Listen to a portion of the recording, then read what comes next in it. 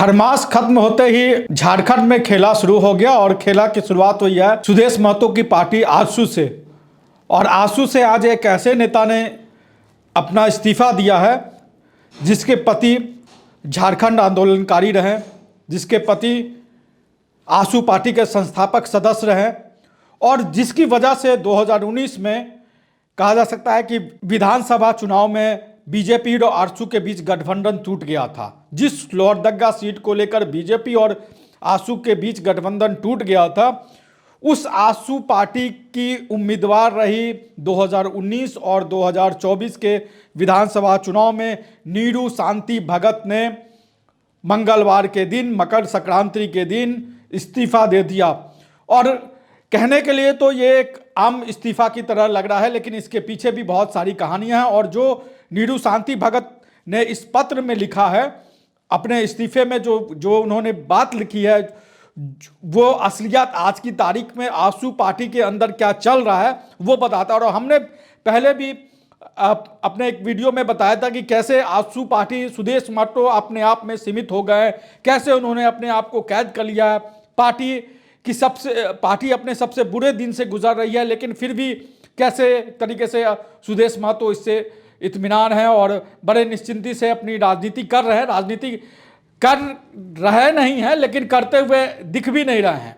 लेकिन राजनीतिक हैं तो राजनीति करेंगे। तो सुदेश महतो के लिए ये अलार्मिंग पोजीशन है और मुझे लगता है कि ये एक शुरुआत मात्र है। लेकिन जो नीरू शांति भगत ने जो सुदेश महतो को जो संदेश दिया है इस इस्तीफे में, नीरू शांति भगत ने जो बातें कही हैं, वो बातें जरूर सुदेश महतो को सुननी और समझनी चाहिए और कम से कम आज की तारीख में उस पर अमल करना चाहिए, क्योंकि ये पहले वाले झारखंड नहीं है जहां पर सुदेश महतो की राजनीति को चुनौती देने के लिए कोई खड़ा नहीं है। आज सुदेश महतो की राजनीति को चुनौती देने के लिए जयराम महतो भी खड़े हैं और हेमंत सोरेन सबसे बड़े प्रचंड बहुमत के साथ आए हैं।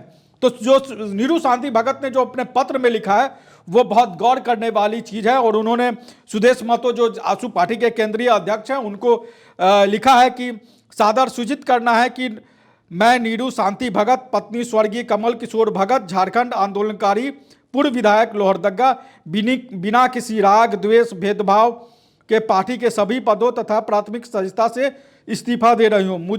पार्टी ने मुझे एक झारखंड आंदोलनकारी की पत्नी के रूप में मान सम्मान प्यार दिया, उसके लिए तहे दिल से शुक्रिया अदा करती हूँ। यहाँ तक तो बात सही है, लेकिन इसके बाद जो नीरू शांति भगत ने सुदेश महतो को कहा है वो बहुत अहम है।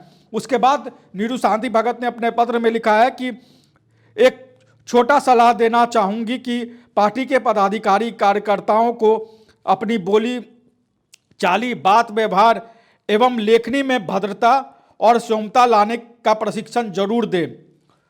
यह पार्टी के लिए हितकारी होगा। साथ ही झारखंड आंदोलन के इतिहास का भी प्रशिक्षण पार्टी के पदाधिकारियों और कार्यकर्ताओं को अवश्य देने की कृपा करें। मिठास के मकर संक्रांति की आपको ढेर सारी शुभकामनाएं। आजसू परिवार को उज्जवल भविष्य के लिए मेरी हार्दिक शुभकामनाएं। तो नीरू शांति भगत ने आजसू पार्टी से इस्तीफा देते देते भी उनको शुभकामनाएं दी। इस पार्टी से इनका लगाव इसलिए था क्योंकि इनके पति जो है वो झारखंड आंदोलनकारी भी रहे और आजसू पार्टी के संस्थापक सदस्य में भी रहे और आजसू पार्टी के बड़े नेता में रहे हैं। और उन्होंने जो जाते जाते संदेश दिया है वो संदेश सुदेश महतो के लिए बहुत अहम है। अगर सुदेश महतो आज की तारीख में अगर नहीं चेते तो सुदेश महतो को इसका बहुत बड़ा राजनीतिक खामियाजा भुगतना पड़ेगा। नीरू शांति भगत लोहरदगा की सीट से पिछले 2 बार से चुनाव लड़ रही थी, हार रही थी और ये लोहरदगा की सीट नाक की सीट भी थी सुदेश महतो के लिए, लेकिन नीरू शांति भगत उसको बचा नहीं पाए। लेकिन नीरू शांति भगत ने इस्तीफा दे दिया तो वो उनकी आगे की राजनीति क्या है ये भी बहुत दिलचस्प है, क्योंकि नीरू शांति भगत ने इस्तीफा दे दिया है और इस्तीफा देने के बाद माना यह जा रहा है कि वो झारखंड मुक्ति मोर्चा में शामिल होंगे। कुछ दिन पहले उन्होंने मुख्यमंत्री हेमंत सोरेन से मुलाकात भी की थी। तो नीरू शांति भगत ने अपने आगे की राजनीति जो है वो झारखंड मुक्ति मोर्चा, जो कि झारखंड आंदोलन की एक पार्टी रही है, उस पार्टी में वो जा रही हैं। तो एक झारखंड आंदोलनकारी की पार्टी से निकल के दूसरे झारखंड आंदोलनकारी की पार्टी में वो जा रही हैं। लेकिन नीरू शांति भगत के वहाँ जाने से भी झारखंड की राजनीति में, खासतौर पर लोहरदगा की राजनीति में बड़ा परिवर्तन भविष्य में होगा इसकी भी एक गुंजाइश है, क्योंकि यहां से वर्तमान में जो विधायक है रामेश्वर उरांव, माना वो जा रहा है, वो कांग्रेस पार्टी से विधायक है और माना ये जा रहा है कि उनका ये आखिरी चुनाव है। इस बार वो उनको मंत्री भी हेमंत सोरेन ने अपने कैबिनेट में नहीं बनाया। हेमंत सोरेन अपनी पार्टी का विस्तार करना चाहते हैं और पार्टी के विस्तार को लेकर हेमंत सोरेन की क्या योजना है वो हम आगे अपने वीडियो में आपको बताएंगे कि हेमंत सोरेन अपनी पार्टी के विस्तार, झारखंड में सबसे बड़ी पार्टी बनाने के लेकर जो हेमंत सोरेन का मास्टर प्लान है, जो सबसे बड़ा दल बनाने का या अपने दम पर बहुमत लाने का जो हेमंत सोरेन का मास्टर प्लान है, उसकी भी जानकारी हम अपने दर्शकों को आने वाले समय में देंगे। लेकिन इसके माध्यम से आने वाले चुनाव यानी 2019 में अगर चुनाव होते हैं तो निश्चित तौर पे नीरू शांति भगत झारखंड मुक्ति मोर्चा की तरफ से लोहरदगा की सीट पर एक बड़ी दावेदार होंगी। तो अभी से ही हेमंत सोरेन ने 2029 की राजनीति भी बनानी शुरू कर दी है। तो ये आजसू पार्टी के लिए भी, कांग्रेस के लिए भी एक तरीके से राजनीतिक समझने की जरूरत है कि वो हेमंत सोरेन की राजनीति को कितना समझते हैं। लेकिन जाते जाते जो संदेश सुदेश महतो को दिया नीरू शांति भगत ने, वो हम भी सुदेश महतो को दे रहे हैं कि सुदेश महतो अपनी राजनीति में बदलाव लाएं।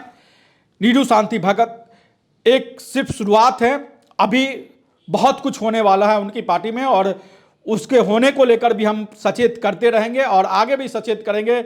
आगे जब हम अपने दर्शकों को बताएंगे कि कैसे सुदेश महतो की पार्टी में बहुत बड़ा भूचाल आने वाला है। आप हमारे चैनल को लाइक करिए, सब्सक्राइब करिए, कमेंट करके बताइए कि सुदेश महतो की राजनीति आपको क्या लगती है कि झारखंड में उनकी राजनीति समाप्त हो गई है। नमस्कार, जोहार।